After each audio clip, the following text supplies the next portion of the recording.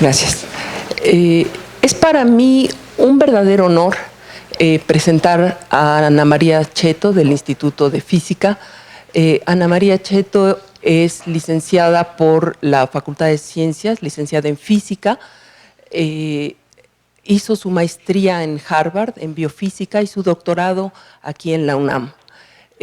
Ana María Cheto es especialista en fundamentos de mecánica cuántica.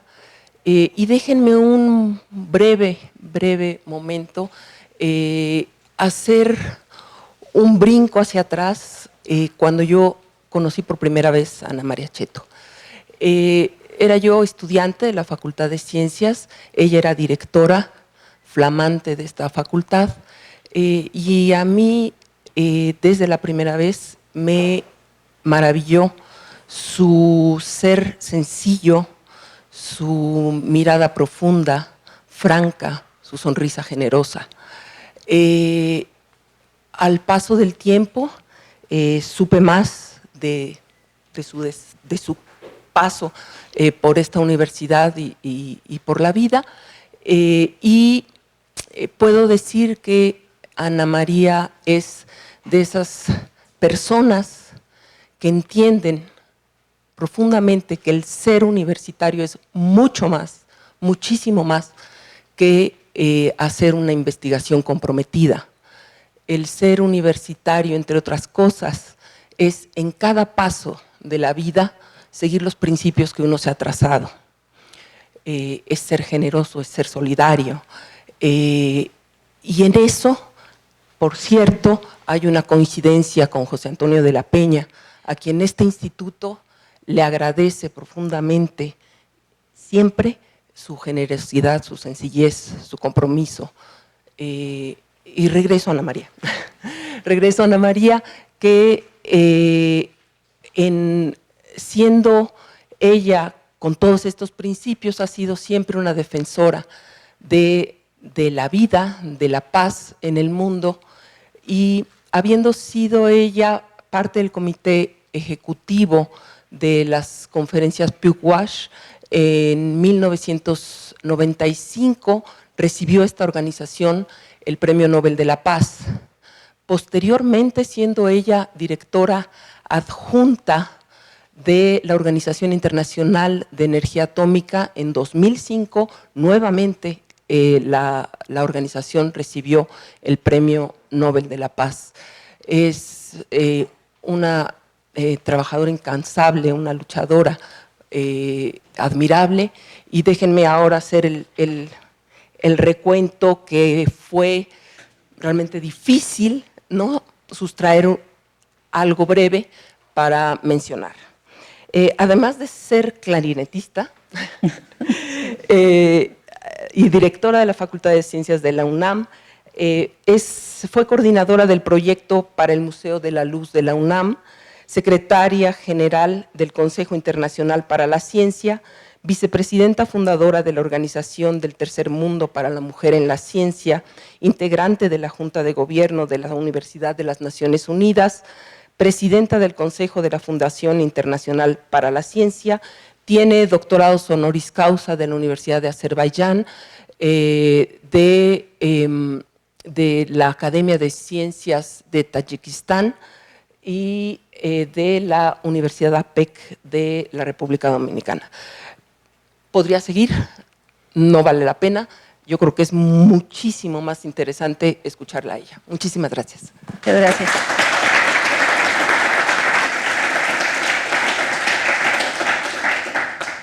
Bueno, muchas gracias. Buenas tardes a todos. Estamos aquí para homenajear a José Antonio, ¿verdad?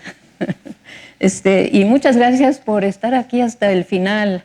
Yo me temía que siendo esta la última plática de un ciclo que ha sido interesante, pero un poco largo y entre semana, habría menos público, así que me da mucho gusto verlos a ustedes por acá. Pues yo voy a regresar al título del encuentro, la especulación, la certeza y el futuro de la ciencia. Yo pienso que en la vida hay pocas certezas. Hay quienes dicen que la única cosa cierta es que todos morimos tarde o temprano. Yo he conocido otras certezas y una tiene que ver con José Antonio.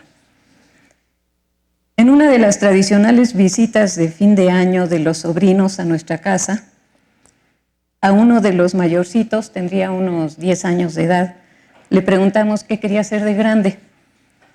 Nunca he visto a un joven de su edad responder con mayor certeza: matemático. Fue tan contundente su respuesta que no nos quedó la menor duda de que así sería. José Antonio lleva las matemáticas en la sangre.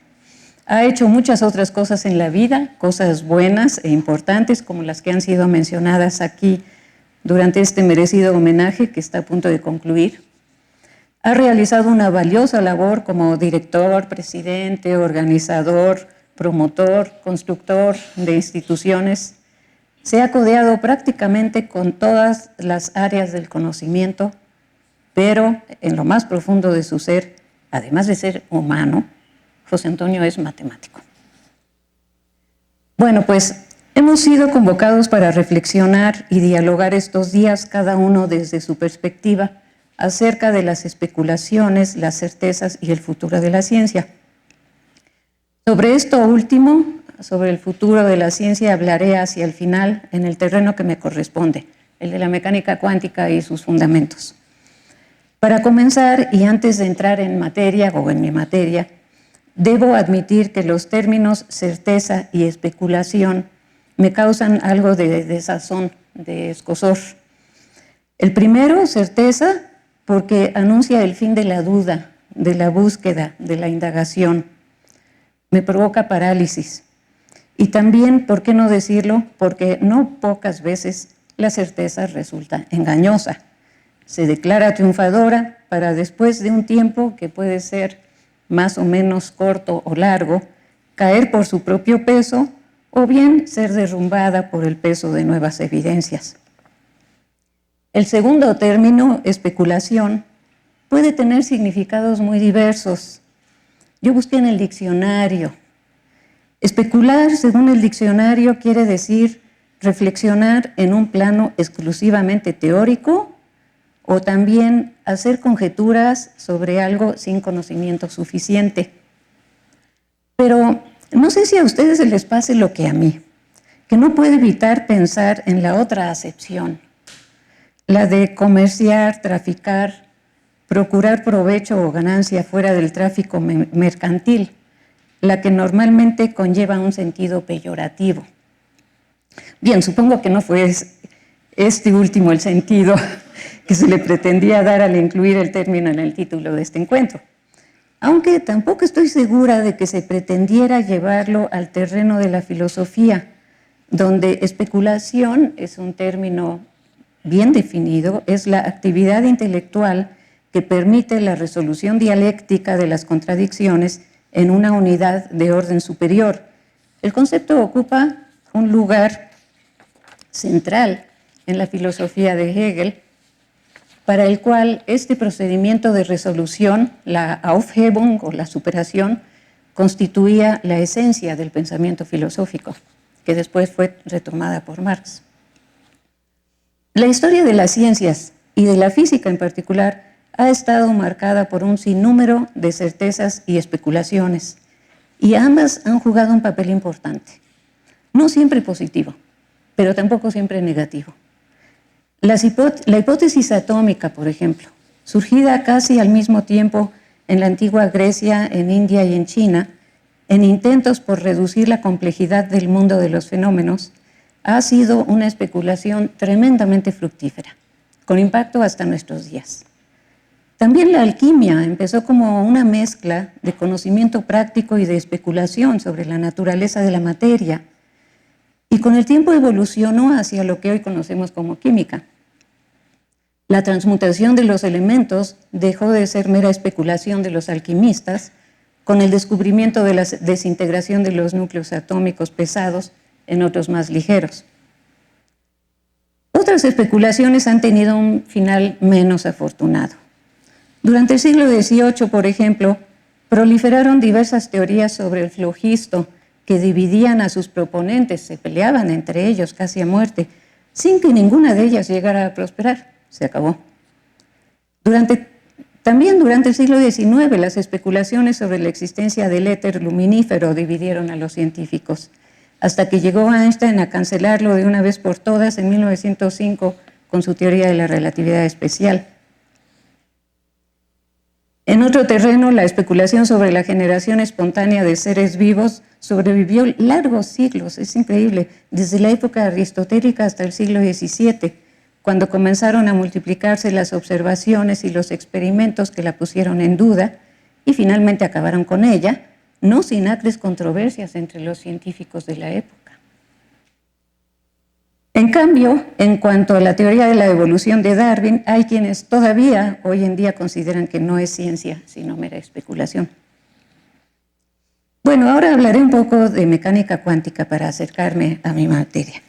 La mecánica cuántica es un terreno sumamente fértil en que las especulaciones y certezas pueden también tener todo tipo de suerte o de destino.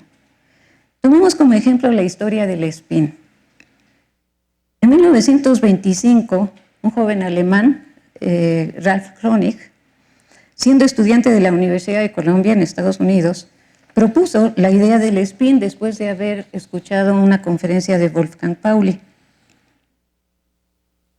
Heisenberg y Pauli de inmediato rechazaron la idea. Les parecía simplemente repugnante. Ellos habían recién descartado de la mecánica cuántica cualquier tipo de acción. No hay trayectorias, no hay rotaciones, y ahora Kronig está proponiendo que el electrón gira en el espacio. Pauli ridiculizó la idea del spin, afirmando que es ciertamente una buena idea, o no es nada tonta la idea, como solía decir Pauli, ¿verdad? Pero claro que no tiene nada que ver con la realidad. Punto. Kronig estaba preparando un artículo con su idea, pero pues esto hizo que desistiera de su publicación. No publicó su teoría del spin. En el mismo año, 1925, Pauli propuso un nuevo número cuántico con dos posibles valores para resolver algunas inconsistencias entre los resultados espectrales y la naciente teoría de la mecánica cuántica, y esto le valió el premio Nobel. Unos meses después, en el mismo año, Uhlenbeck y Gaudsmit, dos holandeses, identificaron el nuevo grado de libertad de Pauli como el spin del electrón y lo publicaron. Esto les valió la medalla Max Planck, y en los textos de física se da el crédito del descubrimiento del spin a los dos físicos holandeses. Este es un caso, como muchos, en que a una especulación, la de Kronig, se respondió con una expresión de absoluta certeza por Heisenberg y Pauli. El incidente en cuestión quizás no tuvo mayores repercusiones para la física, salvo el retraso por unos cuantos meses de la publicación de la teoría, aunque sí las tuvo para Kronig. En otras instancias, sin embargo, puede haber consecuencias para la ciencia. Recuérdese, por ejemplo, otro ejemplo de la historia, el dictum de Newton respecto a la posibilidad de eliminar el cromatismo de las lentes, que ocasionó que durante cosa de 2 siglos no se desarrollasen microscopios con lentes acromáticos, con sistemas de lentes acromáticos. ¿Quién se hubiera aventurado a cuestionar la autoridad de Newton? O la creencia firme en el carácter corpuscular de la luz. ¿Cómo se atrevía Thomas Young a conjeturar que sus experimentos con la doble rendija de alrededor de 1800-1801 evidenciaban la naturaleza ondulatoria de la luz? En su propio país, que era también el de Newton, lo calificaban de loco y de inepto. La certeza es peligrosa en cuanto se convierte en dogma e inhibe la exploración de ideas alternativas. Pero regresemos a la mecánica cuántica, donde también se han enfrentado y siguen enfrentándose especulaciones con certezas. Con cuánta seguridad y aplomo afirmaba el mismo Heisenberg que la teoría recién construida por él y sus contemporáneos era ya la teoría final, a la que no le faltaba nada, a fines de los años 20. El autor del mal llamado, por cierto, principio de incertidumbre, otorgaba con esto un certificado de completitud a la mecánica cuántica cuando ésta apenas se hallaba en etapa de desarrollo, con señales de falta de claridad física que en buena medida aún la siguen plagando. Un tema que ha sido objeto de especulación y controversia en la historia de la física y lo sigue siendo hasta nuestros días es el de la acción a distancia, que postula que dos objetos pueden interaccionar sin mediar un elemento físico entre ellos. Aparece la acción a distancia en la teoría de la gravedad de Newton, hipótesis non fingo, dice Newton, y en la ley de Coulomb, para desaparecer en el siglo XIX con la introducción del concepto de campo. La noción de campo eliminó la necesidad de la acción a distancia.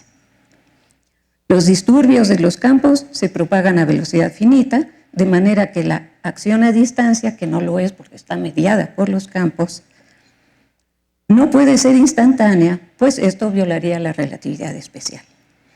Incluso los disturbios del campo gravitatorio, o sea, de la curvatura del espacio-tiempo, se propagan con la velocidad de la luz, como fue predicho por la teoría de la relatividad general de Einstein en 1916, hace un siglo, y ha sido confirmado un siglo después mediante la detección de ondas gravitacionales que tanto revuelo ha ocasionado últimamente. Pero curiosamente, con el desarrollo de la mecánica cuántica resurge la acción a distancia. Reaparece de diversas maneras, en particular bajo la guisa de la no localidad. La misma función de onda, solución de la ecuación de Schrödinger, es una expresión de no localidad. Pensemos en una partícula, un electrón, por ejemplo, encerrada en una caja.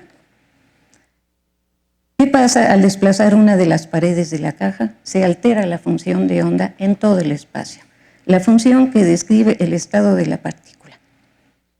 En un sistema de dos partículas, dos electrones, por ejemplo, que no interaccionen, el asunto se vuelve aún más peliagudo. No pueden ocupar los dos electrones del mismo estado cuántico, según el principio de exclusión de Pauli. ¿Por qué? Por arte de magia, por acción a distancia. ¿Es esto una manifestación de acción a distancia? Los experimentos de Bell con parejas de partículas en estado entrelazado confirman esta no localidad, o bien, por el contrario, como argumentan Einstein, Podolsky y Rosen en su célebre artículo de 1935, la mecánica cuántica no nos está proporcionando una descripción completa de la realidad. ¿Acaso nos oculta algún o algunos elementos de esta realidad?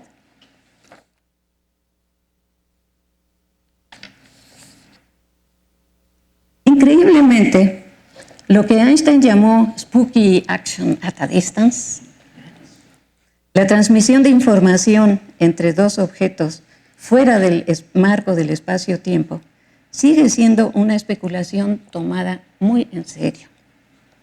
A ella se le atribuye, por ejemplo, la transmisión del Shaktipat, que es una especie de energía espiritual en la cultura védica, entre seres vivos distantes uno del otro.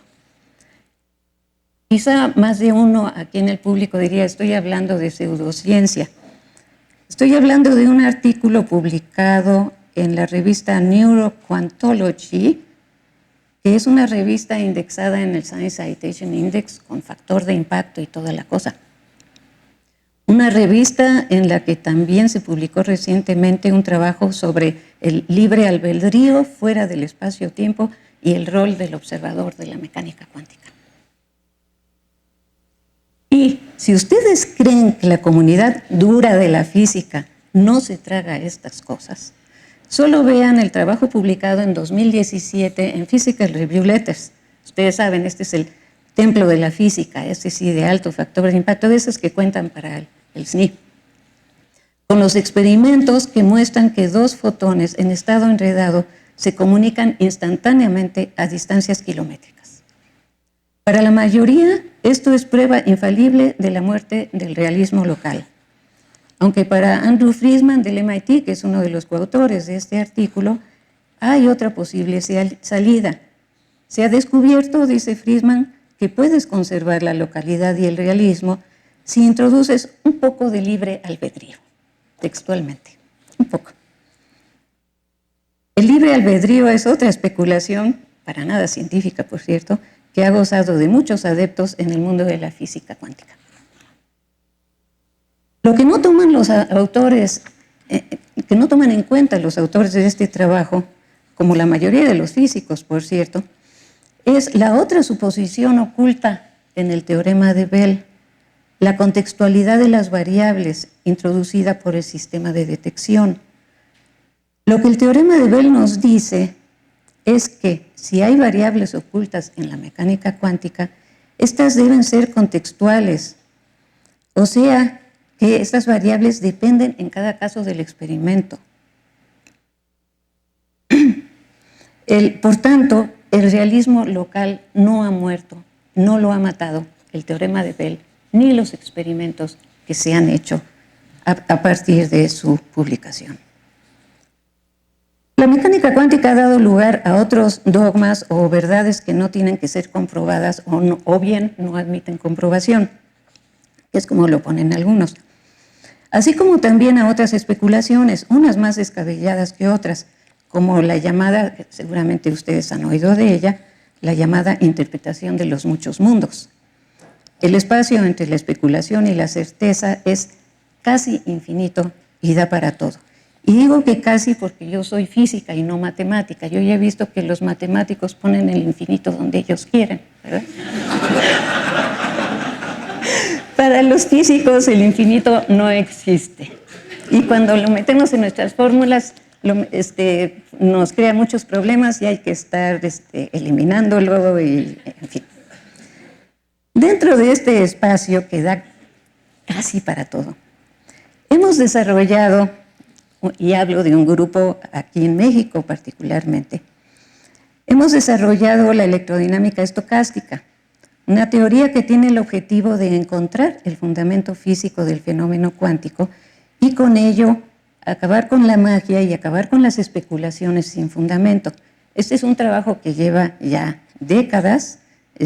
Aquí está Luis de la Peña, que trabaja en esto. Tenemos una joven colega que es experta sobre todo en el problema del entrelazamiento o enredamiento, y hay algunos colegas en otros países, pocos, pero es una teoría que se va desarrollando. La idea central, en términos simples, es esta: las partículas de las que está hecha la materia a escala atómica y que interaccionan todas electromagnéticamente, como sabemos, los electrones, los protones, los neutrones, etcétera, los constituyentes de los átomos, están inmersas en el campo electromagnético del vacío. Ese campo de radiación atérmica, o sea que existe aún a temperatura cero, es el campo que descubrió Planck en sus trabajos ulteriores sobre la radiación del cuerpo negro y publicó en 1911. Para él era una necesidad teórica la existencia de este campo. Y es gracias a este campo que permea el espacio entero que se conectan las partículas de un sistema, aun cuando no haya interacción directa entre ellas. Es también a causa de este campo que las partículas exhiben un comportamiento ondulatorio, lo heredan del campo, tal como lo describe la ecuación de Schrödinger y como queda sucintamente expresado en la célebre ecuación de de Broglie, la relación entre la longitud de onda, que es un concepto ondulatorio, y la cantidad de movimiento de las partículas, que es un concepto mecánico. No puede haber una expresión más sucinta que lambda igual a h entre p.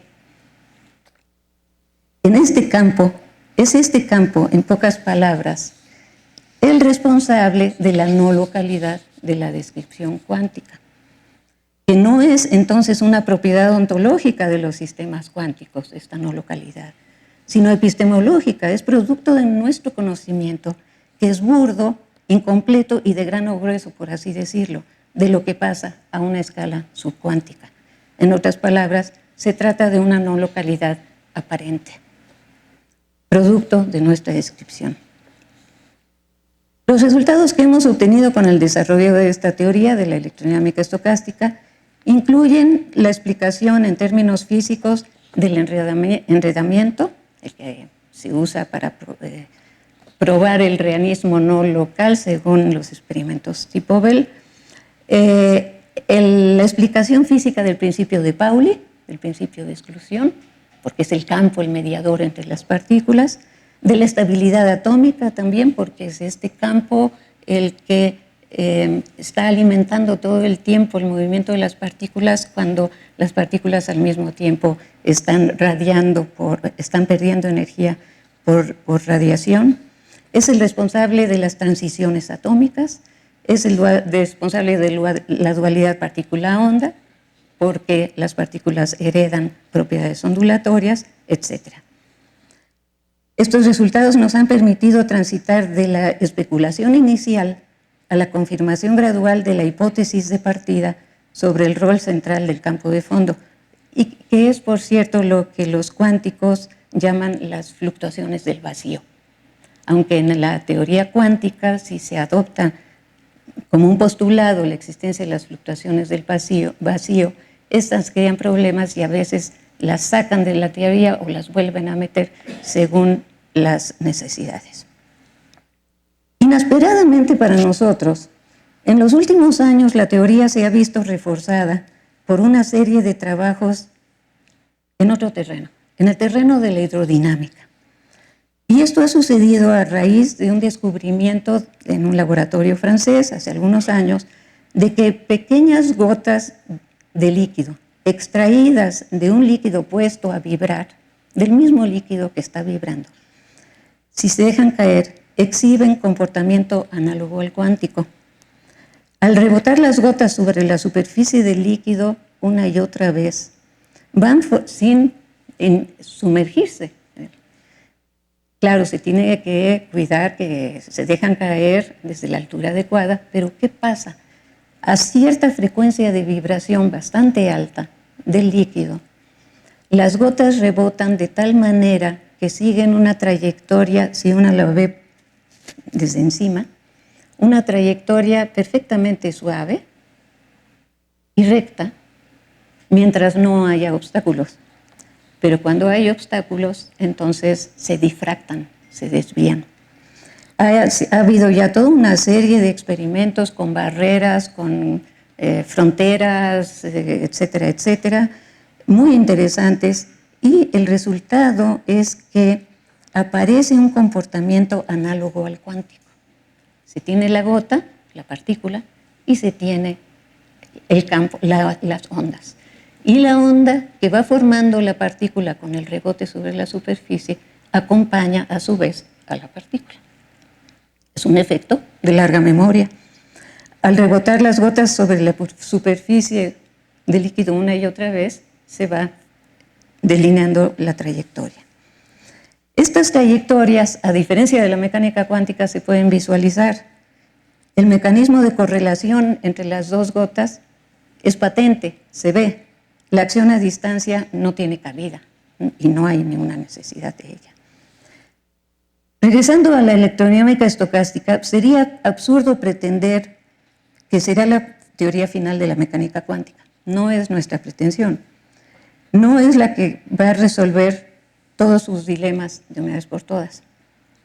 Todas las teorías en física, aún las más firmemente establecidas, han mostrado tarde o temprano sus limitaciones cuando sus fronteras son rebasadas por el desarrollo de herramientas más finas o más poderosas, sean estas experimentales, teóricas o ahora también computacionales. ¿Y si esto significa que nos estamos acercando más a la verdad conforme avanzamos con la teoría o a la certeza, quizá? No hay vara con la cual medir esta distancia. Más de certeza, yo prefiero hablar de utopía y recordar aquello que seguramente hemos escuchado o leído muchas veces, que dijo Eduardo Galeano al respecto. La utopía está en el horizonte. Camino 2 pasos, ella se aleja 2 pasos, y el horizonte se corre 10 pasos más allá. Entonces, ¿para qué sirve la utopía? Para eso, para caminar. ¿Cuántas veces los matemáticos han creído acercarse a la solución de la conjetura de Goldbach? Mientras no se resuelva, la distancia a su solución es inconmensurable. Y no podemos saber siquiera si hay solución. Lo interesante es lo que se va descubriendo en el camino. Ahí está también el futuro de la mecánica cuántica, al menos en el corto plazo, en el fértil camino por el que estamos transitando y que está produciendo muchos resultados de frontera. Más allá de esto, lo demás sería, más que especulación, mera elucubración. Muchas gracias.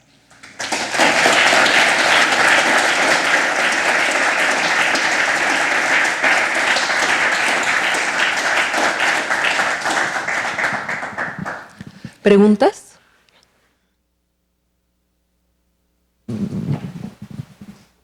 Pues mi pregunta tiene que ver con la teoría constructiva de campos cuánticos, ¿no? Como que han desarrollado como Clem y Jaffe, por ejemplo, y pues remontándose a los axiomas de Weidmann, ¿no? Es una perspectiva. ¿Qué? Remontándose a los axiomas de Weidmann, ¿no? Pues una perspectiva muy matemática. Y bueno, como soy matemático, pues Sí. como los axiomas parecen muy naturales y muy sencillos y tienes distribuciones de operadores y tienes ciertas condiciones de localidad, etc. Y pues esos axiomas sí tienen ciertas consecuencias y hay teoremas que puedes demostrar, pero el problema es demostrar que existen ejemplos interesantes. Y lo que yo entiendo, que no soy experto en esa área, es que en dimensiones espaciotemporales 2 y 3 hay un montón de ejemplos muy interesantes con interacciones. Bueno, y el campo libre en cualquier dimensión, y luego saben que a partir de dimensión 5 ya no existe fila 4, por ejemplo. Pero no tenemos prácticamente nada interesante, salvo campo libre para la dimensión en que vivimos. Y uno de los problemas del Instituto Matemático de Clay tiene que ver con eso. Y le pregunté pues el año pasado a Arthur Jaffe, me dijo que cree que va a ser el último de esos problemas en resolverse. Entonces mi pregunta básicamente es, ¿qué quiere decir si una teoría física que ha tenido tanto éxito, pues matemáticamente no podemos demostrar que el modelo existe en ese sentido? ¿Y crees que es un problema o cómo debemos pensar de eso? Perdón por la pregunta tan abierta y vaga. Bueno, tú te confiesas no especialista, yo tampoco. Yo tampoco lo soy. O sea, se han desarrollado mucho las teorías de campos y han surgido incluso otros campos y ya se ha hecho una matematización con mucho éxito que desde mi punto de vista nos aleja cada vez más de la física al nivel que alguien como yo está tratando de rescatar para comprender mejor los mecanismos detrás de la mecánica cuántica.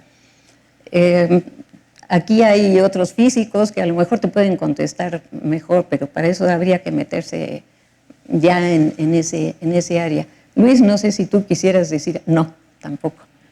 ¿Algún físico experto en teoría de campos y su matematización? No, pues sí, es que ya es algo muy especializado. Lo siento, pero no. A nosotros, a nivel de física atómica, nos basta con el campo electromagnético, lo cual no significa que los otros campos no tengan algo que ver también con la cuantización. Incluso puede muy bien ser que sea el conjunto de todos los campos lo que finalmente nos dé una explicación más completa del comportamiento del universo a todas las escalas. Pero es una cuestión de escala también. Y la escala atómica se basta con el fenómeno electromagnético. Bueno, antes de hacer mi pregunta, le agradecemos a Ana María realmente la magnífica plática que dio. Yo creo que Ana María es una científica esférica, por donde se le vea. No, por eso lo puedo decir con mucha confianza, porque soy muy delgado, ¿verdad? Sí. Y además es una dama, toda una dama, realmente, con quien he tenido la suerte de convivir a lo largo de los años por razones familiares. Desde chiquito. Exactamente. Bueno, va mi pregunta, que es un poquito ajena al tema, no es una pregunta científica. Se refiere a la compartimentalización. La mentalización. ¿Cómo? Sí, así, sí. Bueno, que se vuelven compartimientos para los diferentes áreas de conocimiento, ¿verdad? De la ciencia, que es algo que ha sucedido mucho en el siglo XX y después, creo, en las universidades en particular. De hecho, me temo que, por ejemplo, la Facultad de Ciencias ha avanzado más en la dirección de compartimentalización que en la dirección opuesta, ¿verdad? De asumir los problemas como más globalmente, más multidisciplinariamente. Eso tiene que ver un poquito con esta reunión que hemos tenido en los últimos días. Muchas personas se han acercado a comentar qué interesante al resultado de las pláticas. Y casi nadie recuerda otras oportunidades que hayamos tenido donde se pueda expresar estas conexiones con diferentes ciencias, ¿verdad? Sí. Mi pregunta entonces sería, bueno, Ana María Cheto, como exdirectora de la facultad y universitaria, etcétera, ¿cómo ves esa situación? Sí. ¿Qué futuro tenemos? No, qué bueno, José Antonio, que toques este punto. Y yo creo que es un buen tema para concluir este encuentro, este seminario, ¿no? Yo estoy muy a favor del diálogo entre disciplinas. Mi experiencia por la biofísica a mí me abrió no solamente la mente, sino que un panorama que si me hubiera yo quedado en la pura física, pues no me hubiera beneficiado de esta experiencia. Y yo sé que otros que han estado metidos en más de una disciplina, han tenido experiencias similares. En la facultad, bueno, lo tradicional ha sido que uno se tiene que meter en una carrera y no puede ni siquiera llevar materias de otra carrera. Es una cosa que cae en lo absurdo, ¿no? Inclusive a nivel de posgrado. Es increíble que no pueda uno tomar materias de química o de filosofía o qué sé yo. Hay una compartimentalización muy fuerte. En la Facultad de Ciencias últimamente se han creado otras carreras. Bueno, nosotros cuando estaba yo en la dirección, de hecho ideamos todo un plan de estudios y todo un departamento de ciencias de la Tierra, con el concurso de geólogos, geofísicos, meteorólogos, todos los geógrafos, todos los que trabajaban desde estas diversas aproximaciones a las ciencias de la Tierra, cuando apenas se hablaba de ciencias de la Tierra. Desgraciadamente no se quedó en el papel, se quedó en el escritorio. Ahora se están creando estas carreras y yo siento que la Facultad de Ciencias se está debatiendo entre ya intentos de multidisciplinariedad, aprovechando además que pues, tiene departamentos de biología, de física y de matemáticas, y todavía esa compartimentalización. Y en la enseñanza yo la veo, tanto en la enseñanza como en la investigación, yo veo que todavía domina lo segundo. Y que hay muchas inercias, va muy lento el proceso y nos estamos quedando atrás por ello, porque los avances en las ciencias se están nutriendo muchísimo de la interacción entre diversas áreas, entre diversos campos y de nuevos enfoques también, en donde ya no se habla de disciplinas, sino de problemas, de sistemas, etcétera, de métodos que pueden usarse igual en un área que en la otra. Pues yo siento que allí habría algo que hacer para pues romper esas inercias y quizá avanzar un poco más. Una cosa que yo creo que ayudaría mucho es rescatar esa vieja idea, ese proyecto que varias veces lo hemos tratado de desenterrar, y a lo mejor este es el momento, gracias a que no se va a hacer, tengo entendido, esta Escuela de Ciencias de la Tierra no se va a hacer aquí, ¿verdad? Perfecto, Dante. Entonces, ¿por qué no recuperamos, verdad, esta idea de los encuentros? Puede ser un café, no tiene que ser necesariamente un seminario académico, aunque los seminarios académicos como este sirven muchísimo, pero ese espacio de encuentro entre nosotros. Lo que había en la Torre de Ciencias, que muchos de los aquí presentes quizá no lo disfrutaron, ¿verdad? Pero nos encontrábamos, aunque fuera en el elevador, porque nos hacía esperar el elevador, nos encontrábamos en los pasillos de la Facultad de Ciencias que estaba al ladito. Necesitamos recuperar eso, y yo creo que eso va a ayudar mucho a que abramos nuestra visión, a que la ampliemos y a que interaccionemos de manera más colegial, más formal. Así es como empieza la colaboración, ¿no? Así es que gracias por tu sugerencia, tu pregunta. ¿Más preguntas? ¿Sí?